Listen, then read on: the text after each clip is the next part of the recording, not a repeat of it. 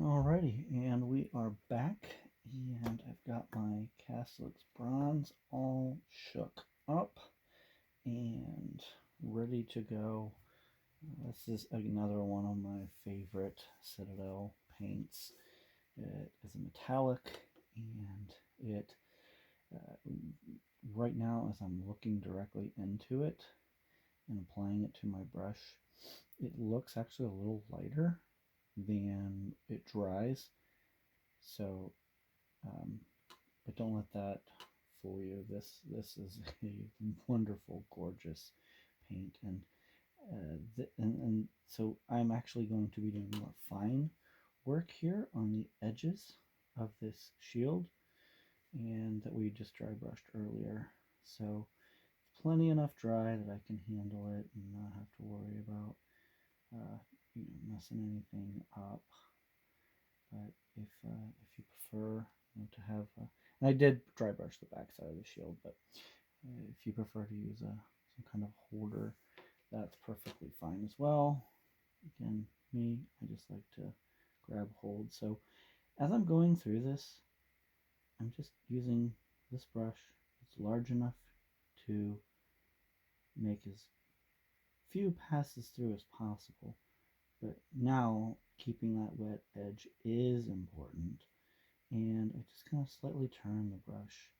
And sometimes as I cross these rivets, I do have to move the brush back and forth instead of just one constant direction. And as I look and turn the shield just slightly, I can see that there's a couple just real super fine details in there. So I just hold the brush at an angle, the shield at an angle, brush at an angle, and I can just get right down in there. Hopefully the camera is able to capture some of that. Again, I'm based on your skill level, you may just be able to just hit this and be fine and not worry about it.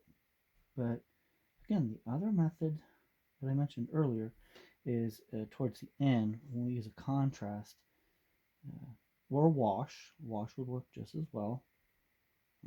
Contrast just has a little more pigment than a wash, and it's intended to let those areas that are most recessed be the darkest, but it will actually cover those places that you didn't get paint on intentionally the first time or second times through. So um, different methods, and sometimes that can be your saving grace, especially if you're new to painting and you're just developing kind of that skill and or knowing, like, just trusting yourself. And there's still times where I'm painting things and I think to myself, like, can I do that? And sometimes I just have to take a moment, have some self confidence, and if try it, and if I don't succeed, then I can come up with a backup method and say, you know what, we're gonna lay some contrast down in there to give it that nice weathered look instead of it being super pristine, um, and get the job done that way. Now, I will say the way that I'm doing this shield with making it a little bit more pristine is intentional, because while I will use some contrast, just given the overall level of detail in the shield, um, I do want it to kind of be a little bit more of a fancier kind of shield with that's not like battle scarred up. So I am putting a little bit more focus on trying to keep everything super neat and clean, as compared to maybe a shield that would has seen a lot of action and served its owner well. Um,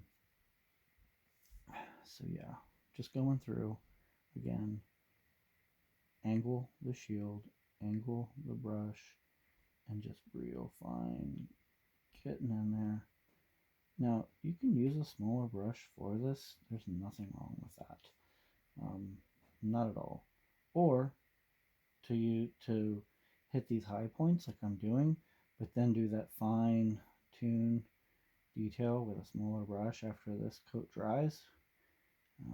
I am not doing that, but there would be nothing wrong with that approach if you were not comfortable using this width of a brush and getting into some of those beveled edges that are here on the shield.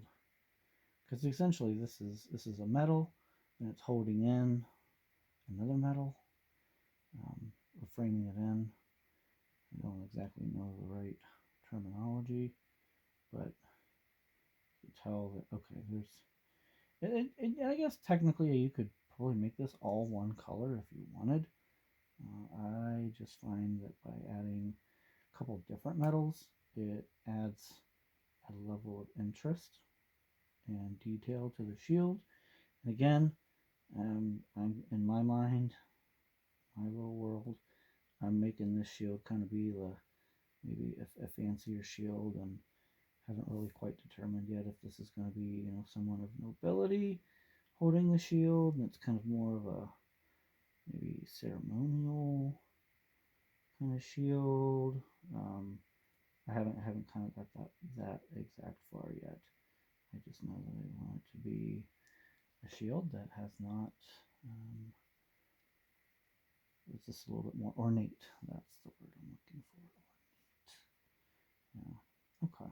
So I'm just kind of giving it an eyeball test as I'm going through, seeing if there's any edges that I really want to hit again. Okay. There's a couple little small errors that I can see in my work here, and that's honestly okay, because we're going to go through with another layer on the back side as well, so which gives us time to dry, and I can kind of touch it up then when I cross that bridge.